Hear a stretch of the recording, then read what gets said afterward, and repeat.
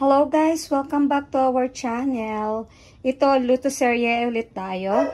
So, nagka-crave ako. Meron ako ditong chicharong bulaklak. Ito ay nalinis ko na. Papakuluan natin.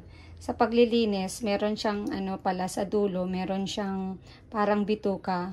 Inopen ko para mas malinis siya, malinisan ng husto.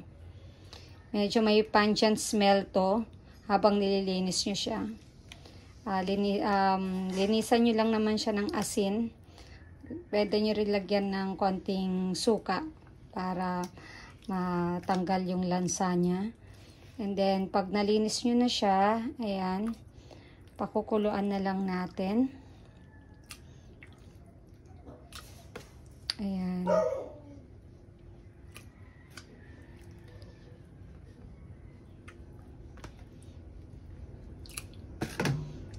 Ako ditong tanglad at maggagayat pa ako ng ibang sangkap.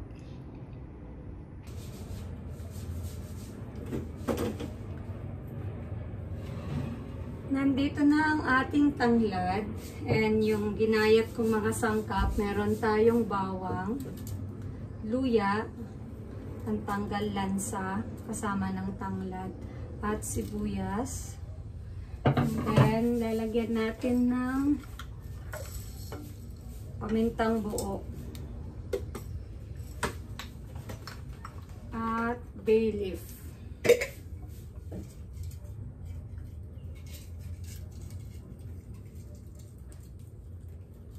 Inuubos ko lang yung ating bay leaf at makapag-refill.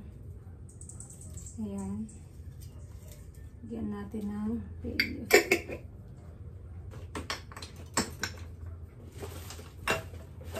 Lagyan rin natin ng asin. Rock salt yung gagamitin ko. Kasi pagpapakuluan lang naman. Tansya-tansya lang. Para magkalasa ang ating chicharong bulaklak. Then, lagyan na natin siya ng water.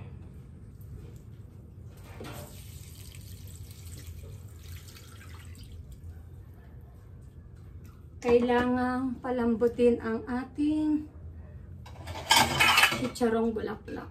So, palalambutin na natin.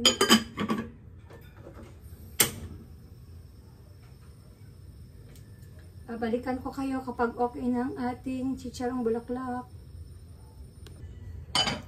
So, ito na siya guys. After natin siyang mapakuluan ng more than 2 hours, malambot na siya. Napipilas na siya. So, stock muna natin siya rito. Para di masayang yung init. And then, saka natin hanguin at palamigin. Para patuyuin natin siya. So, habang mainit pa, lagay muna natin siya. So, we'll be right back again. Ito na ang ating napakuluan.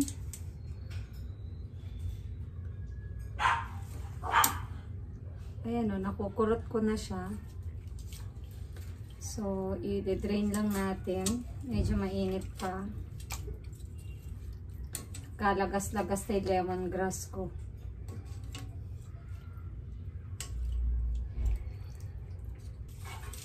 So, that's it. Ito na yung ating chicharong bulaklak.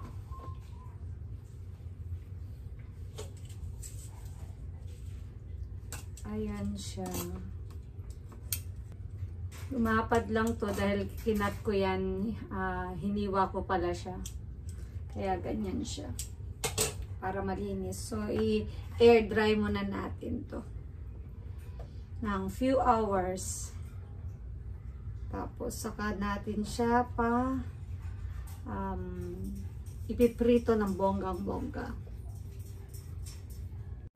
Kinabukasan, piprituhin na natin ang ating pinalambot na chicharong bulaklak, mga bituka. Dapat kumukulo ang ating mantika o mainit. Ayan, at naisala na natin. Kung makikita nyo, natatakot ako dyan. Akala ko kasi natalsik siya. Buti na lang talaga pina-air dry natin ng overnight para talagang madrain natin ang kanyang water. Yan na lang siguro muna. Takpan natin. And once in a while, i-check nyo rin dahil mahirap din yung masunog siya at ayaw natin pumait ang ating chicharong bulaklak. Sayang naman ang ating inantay.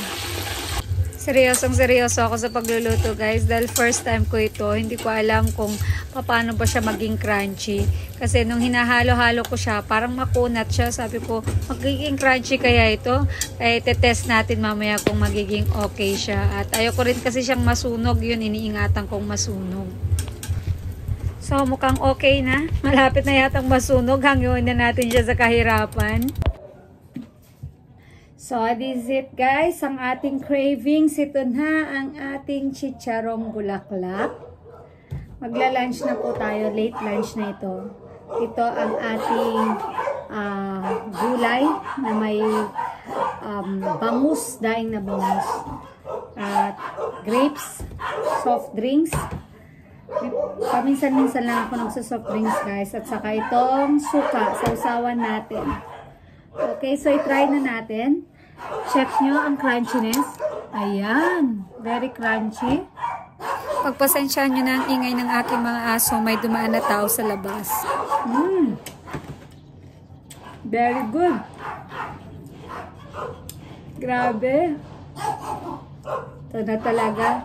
Craving satisfied dito sa ating chicharon.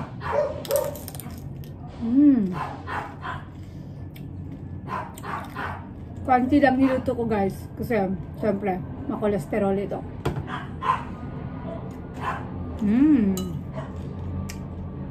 Sarap siyang pangpulutan, pangmerienda, pang-ulam. Yan. Kain tayo guys. Let's eat. Late lunch na po ito. Anong oras na ba? Time check, 3:26 lunch ko after kong ayos-ayos ng bahay. Maglinis, maglaba, magpaligo ng aking mga aso. At ito, nakaligo na ako. Mamaya magpapahinga pagkatapos kumain. So, that's it, Bansit guys. Hope you enjoyed our video. Please like and subscribe. Until next time, bye-bye!